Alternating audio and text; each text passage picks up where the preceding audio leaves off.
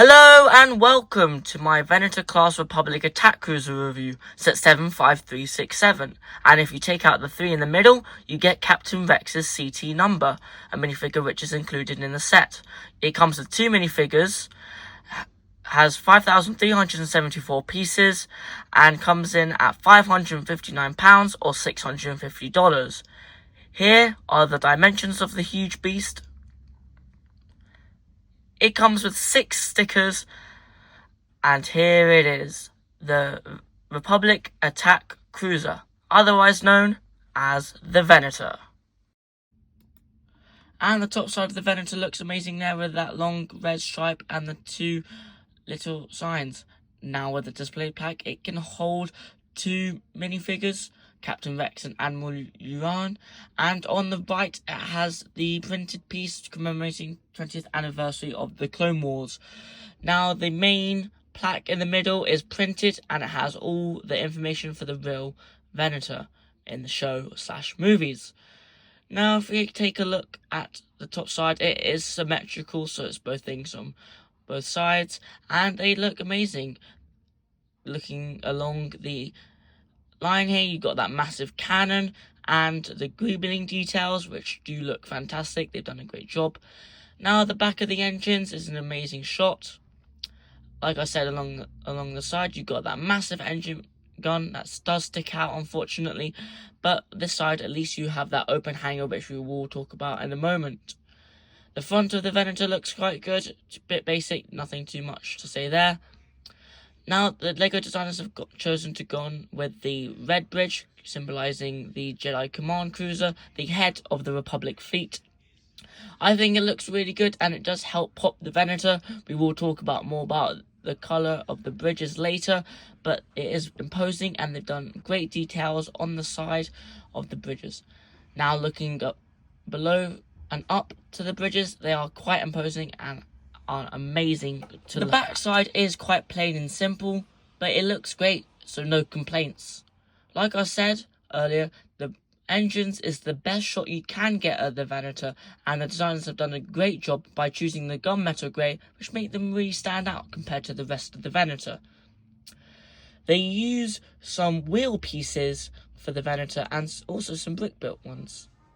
Some people might think they sag, but the designers have done a great job at making sure that the engines do not sag when you're looking at it. Great job, LEGO. Also, the underside is well detailed with the big red stripe, hangar bay, and even the 5 red lines at the wing. The 4 turbo lasers on the side are very well detailed, and they use ski poles as the blasters and ingots as details. Very nice, and also quite cute. Now onto the side hangar bays. On one side it's open with a gunship, and you can put anything else you in there. Now this gunship, it consists of 3 pieces, and I do think it's quite cute and does really show off the impressive scale of the Venator. On the other side it's just a grey bus door. However, if you wish for both sides to be open, you can see that this mod I'm showing you how to do here is how you will close the other side door. You'll take out these pieces, you will replace that bracket on that 1x1 brick, and swap it out with a 1x1 plate. Now you will proceed to put that back in, and put back on that 1x3 tile.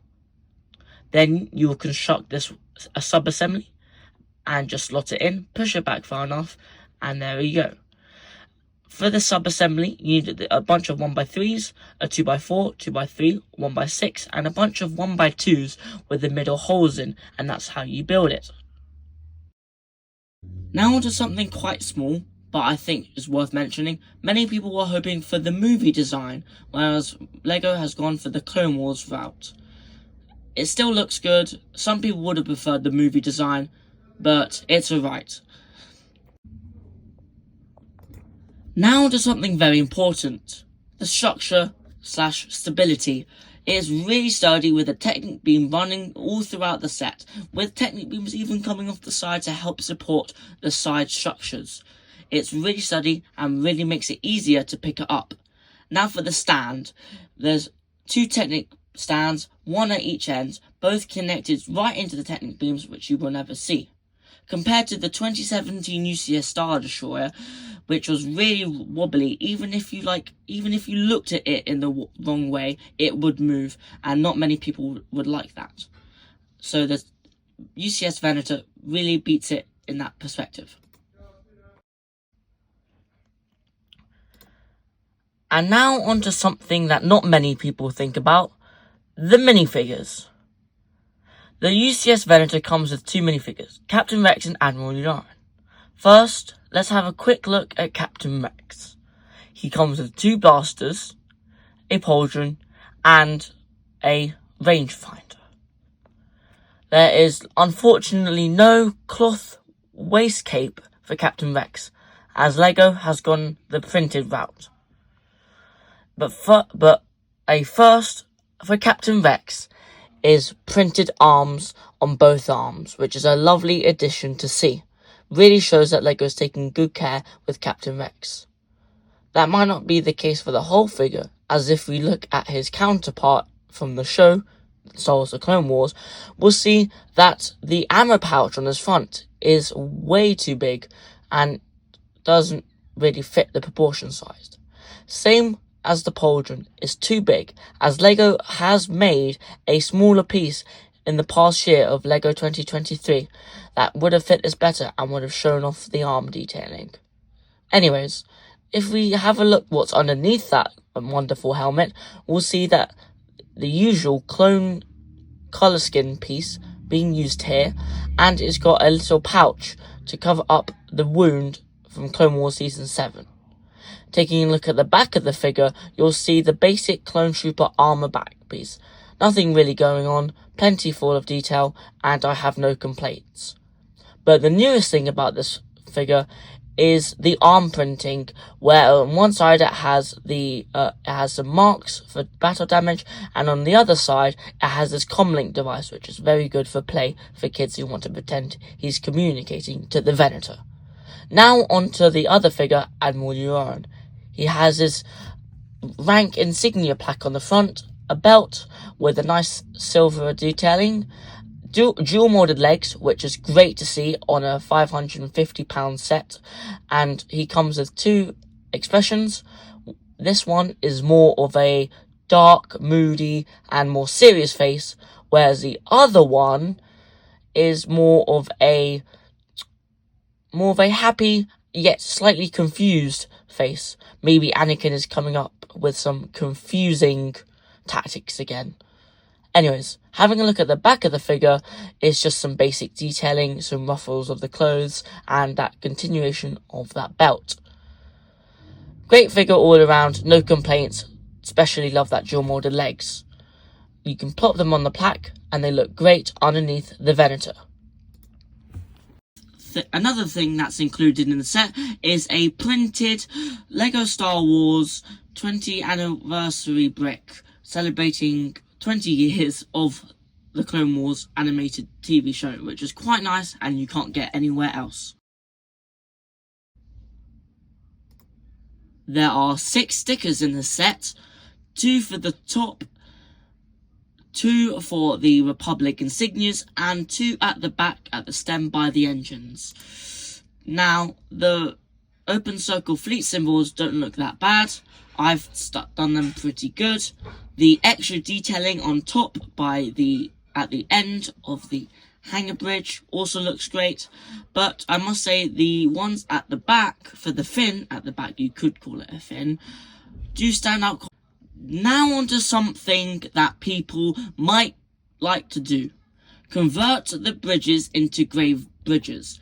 Now, LEGO gave us a Jedi Command Cruiser Venator, which uses the red bridges, whereas the normal Venator and most Star Wars fans would recognise the grey bridges. And as you can see here, I did do the conversion and they do look very cool. And I do think it's worth it for anyone who has the parts and pieces to redo them. When people thought that we could potentially have a UCS Venator, people thought that LEGO might try and have the hangar bay be able to open. Unfortunately, they did not deliver on this. but I think I have created the perfect system where it integrates the set and this design.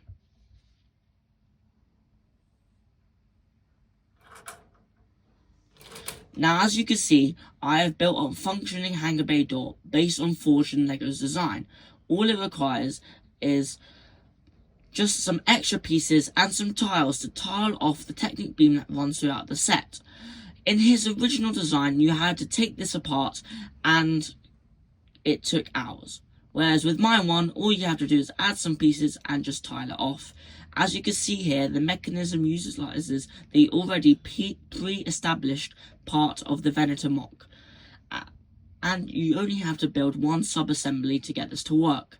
As you can see, you just build this little thing right here with at both sides a Technic beam runs through, which attaches to some gears which run in the Venator. This attaches to the hangar bay door. As you can see, you have to modify it a little bit just to get some extra detail and for it to work. Once you place this sub-assembly in, as you can see, both the gears in the Venator will help control the doors to open and close. This is it closing for reference. It works smoothly. These grey bits on the side of the doors help lock into these two pieces at the end so it doesn't wobble out, and as you can see, it locks into place. I truly think that this is a great mod for anyone who wants to have a functioning open hangar bay door. Thank you so much for listening to my review of the UCS Venator class Republic attack cruiser. I really hope you enjoyed. Overall, I really think this set is a must buy for any really hardcore Clone Wars fan or just fan of LEGO Star Wars in general. It's got amazing details throughout the set and I really think it's worth a pickup. The minifigures are pretty good, I'm really happy with them, the pack is great, even the printed brick is great to commemorate 20 years of the Clone Wars. That's all I've got to say. I really do think this is an amazing set, and props to the designers for even giving us the possibility of having the set. Well, anyways, I thank you so much for listening. I hope you have a wonderful day, and I hope to see you in another review. Bye.